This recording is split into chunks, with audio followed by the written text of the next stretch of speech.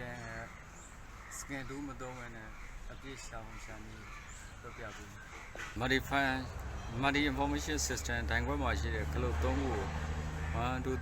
ပြိုင်လို့နှိပ်ချင်းအပြင် select မှုတွေအကုန်လုံး1ဒီ move switch select 2ဒီ select switch 3ဒီ set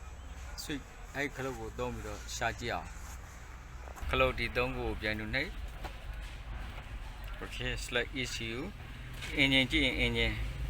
gear ABS meter HVAC ISS SAM immobilizer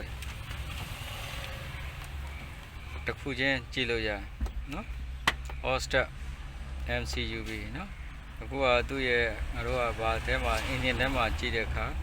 engine ထဲမှာဒီဘက်ကခလုတ်ကိုနှိပ် engine ကုတ်တွေကြည့်လိုက်တဲ့အခါ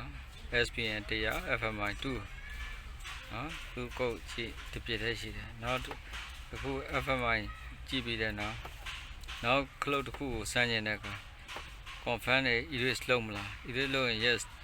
မလုပ်ရင် no အဲ့တော့ yes or no သုံးမယ်နော်ဒါ confirm နောက်ဒီဘက်က engine ကြည့်ပြီးတဲ့အခါ gear ABS meter ISS SAM ထဲမှာပါရှိ SAM ဆိုတော့မီးလုံးပြောတာ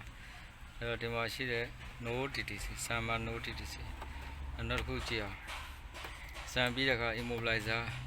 Airbus ကိုကြည့်အောင်နော် Airbus ကုတ်ကြည့်အောင် Airbus error တက်သွားပြီခန်းအောင်လည်းပြောင်းသွားတယ် Airbus ရဲ့ error ကဘာလဲကြည့်အောင် Airbus ကပြဿနာ Airbus serial ခွေဖြစ်နေအဲ့တော့နောက်တစ်ခုကြည့်အောင် Airbus ရဲ့ error နောက်တစ်ခုကြည့်မယ် Airbus ECU ပြီးတော့ခါကျ hellet level ကြီးနဲ့ hot strap တွေ